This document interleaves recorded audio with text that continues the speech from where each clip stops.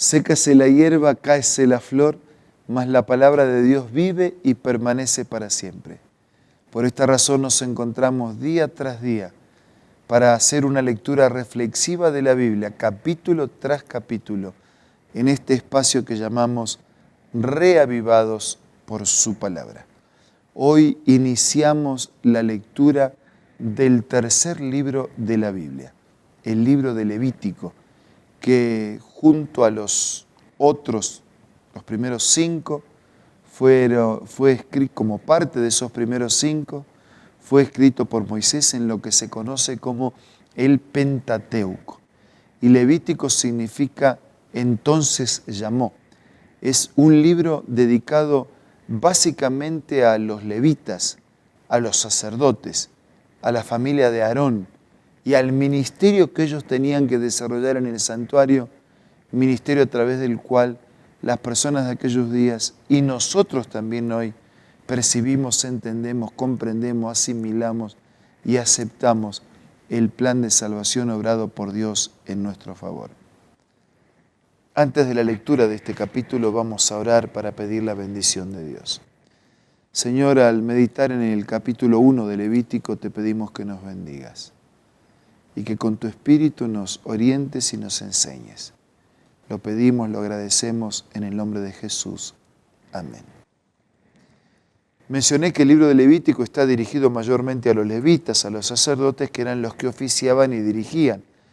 Así que ahí aparecen todas las instrucciones en relación al culto, en relación a la adoración, en relación a los sacrificios, las ofrendas, el papel del santuario y el propósito por el cual Dios lo estableció. Un santuario que fue construido por indicación de Dios y un culto que tenía como objetivo mostrarnos el alcance de la salvación eterna de nuestras vidas. Los primeros 7 capítulos de Levíticos nos cuenta, nos muestra el papel, el significado de las ofrendas y de los sacrificios. Ahora nos detenemos en el primer capítulo.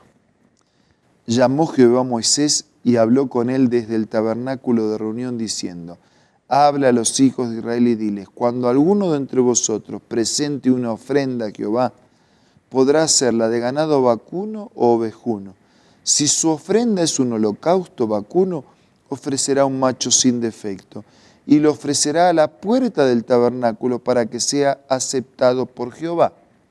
Pondrá su mano sobre la cabeza y le será aceptado como expiación. Entonces degollará, matará, etcétera, cuenta las formas. Tal vez usted se pregunte por qué era necesario que un animalito inocente tuviera que morir. Porque para salvar al pecador fue necesario la muerte de un inocente. Alguien puede decir, ¿qué tenían que ver esos animalitos con la persona que iba a confesar su pecado y buscar perdón? ¿Y qué tiene que ver el Hijo de Dios, a quien ese cordero representaba? Por quien tuvo que morir aunque no tenía nada que ver con el pecado. Así que esta ofrenda reunía algunas condiciones. Era inocente, no tenía culpa. Ese cordero no moría por sí mismo. Lo mismo que iba a acontecer con Jesús.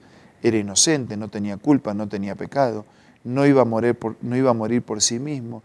Este corderito ofrecido en este ritual tenía que ser perfecto, tenía que estar sano, porque el Cordero, el Hijo de Dios, estaba sano, era perfecto, no había mancha, no había enfermedad, no había nada de impureza en su vida. Nosotros tenemos en estos primeros pasajes entonces la descripción de ese sacrificio que incluía el ofrecimiento, la ofrenda, que incluía el altar, versículo 9, que incluía, dice, el lavarlo. Él lavará con agua del interior de ese animal y el sacerdote lo quemará todo sobre el altar. Es un holocausto, ofrenda quemada de olor grato para Jehová. Había ofrendas de acción de gracias, pero esta era una ofrenda de expiación. ¿Por qué una ofrenda de expiación? Porque era una manera de decir, me presento con mis pecados, transfiero mis pecados sobre este Cordero inocente, perfecto, busco el perdón de mis pecados, para que de la misma manera como mis pecados son transferidos sobre ese ritual, sobre ese Cordero, la gracia, la salvación, el perdón, la vida de Dios me sean transferidas. O sea que el pecador arrepentido termina siendo justificado, entrega su vida de pecado y a cambio recibe una vida limpia, una vida justificada. Después el relato continúa: si su ofrenda para el holocausto es del rebaño de las ovejas o de las cabras, ofrecerá un macho sin defecto, y otra vez continúa, da todos los detalles. Versículo 14, si la ofrenda para Jehová es un holocausto de aves, presentará su ofrenda de tórtolas o de palominos, el sacerdote la ofrecerá sobre el altar. En todos los casos hay muerte, en todos los casos hay derramamiento de sangre, porque sin derramamiento de sangre no hay remisión de los pecados. Para ser salvos del pecado, alguien tuvo que morir. Y todos estos rituales apuntaban para mostrar el gran sacrificio del Cordero, del Hijo de Dios. Sin derramamiento de sangre no hay remisión de los pecados. Dos características esenciales debían darse en aquel que ocuparía mi lugar de pecador. En primer lugar, tenía que tener vida propia, y Jesús tenía vida propia. Y en segundo lugar, no tenía que tener pecado. Y Jesús, con vida propia, puso poner su vida en favor del pecador, y con una vida sin pecado pudo expiar, pudo pagar por los pecados de los pecadores. El fuego consumía totalmente esa ofrenda colocada en el altar, y Jesús se ofreció a sí mismo completamente, como un sacrificio por nosotros. Y ese poner la mano sobre la cabeza del animal identificaba al oferente con la víctima sacrificial, de tal modo que ésta lo sustituía. Al colocar las manos estoy diciendo, estoy transfiriendo mis pecados y ese corderito me está sustituyendo. Es lo que Cristo hace por nosotros.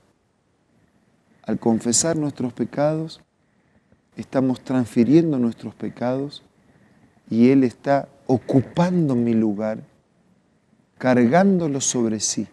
Por eso Isaías dice que Él cargaría con los pecados de todos y que como oveja sería llevado al matadero.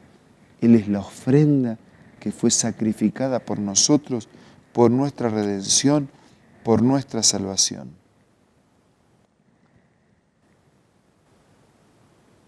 Cuando Jesús murió, ya no se necesitó seguir sacrificando o haciendo el ritual que el santuario del Antiguo Testamento nos había mostrado. Por eso, la cortina del templo se rasgó de arriba a abajo. El sacrificio de los corderos había terminado, porque todo lo que eso representaba, ilustraba y mostraba ya había acontecido. Por eso Juan en su Evangelio dice, he aquí el Cordero de Dios que quita el pecado del mundo. Hoy no necesitamos participar de estos rituales que el pueblo de Israel tuvo que participar aún en el desierto. Hoy podemos acercarnos directamente a través de los méritos de aquel que ya murió. Para ellos estaba la promesa, habría de morir en el futuro. Para nosotros ya está la realidad, ya murió. Ahora Él actúa intercediendo por nosotros y mostrando sus méritos en nuestro favor. Nosotros, como dice San Pablo a los Hebreos, hoy podemos acercarnos confiadamente al trono de la gracia para encontrar el oportuno socorro, el perdón, la asistencia del Espíritu y la salvación. Yo necesito y quiero hacerlo. ¿Y ustedes? Vamos a hablar con Dios.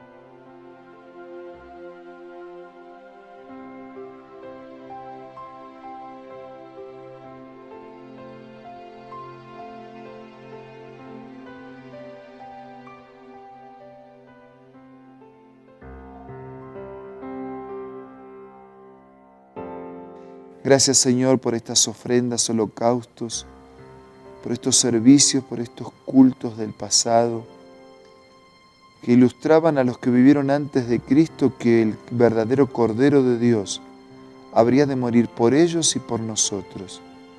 Ellos tenían que mirar hacia adelante, nosotros miramos hacia atrás y vemos ambos en la cruz a Jesús ofreciéndose por nosotros. Gracias por esa muerte, gracias por esa sangre derramada, gracias por ese sacerdote que nos une de nuevo con el cielo, gracias por ese Cordero ofrecido, inmolado, que da su sangre y da su vida para que podamos ser salvos. Como el apóstol Pablo diría después, el que no escatimó de darnos ni a su propio Hijo, ¿cómo no nos dará también con Él todas las demás cosas? Señor, danos en Jesús todo lo que necesitamos para la vida presente y eterna. Asumimos contigo un compromiso de fe, de amor y de fidelidad. Oramos agradecidos en el nombre de Jesús. Amén.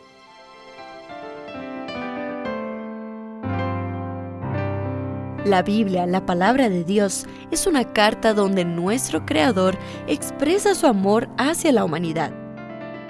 Es una recopilación de textos que en un principio eran documentos separados, escritos por varias personas, todas ellas inspiradas por Dios. Primero en hebreo, arameo y griego durante un periodo muy dilatado y después reunidos para formar la Biblia cristiana. Está dividida en dos grandes secciones, el Antiguo Testamento con 39 libros y el Nuevo Testamento con 27. En la Biblia se desarrolla la historia de la salvación de Dios al hombre. En toda ella hay una línea conectora que une todo, Jesucristo. Es el personaje principal de la Biblia y el cual trae la revelación definitiva de Dios. Es considerada también el manual de nuestro fabricante. Es vital tener este ejemplar en casa y descubrir su valioso mensaje. Busca también en tu App Store o Play Store y encontrarás varias opciones. No olvides descargar también el aplicativo Reavivados por su palabra y sigue la secuencia de su lectura. La Biblia es la palabra de Dios. Les dejo un abrazo, pero sobre todo el abrazo de este Jesús que dio todo por nosotros. Hasta mañana, si Dios quiere.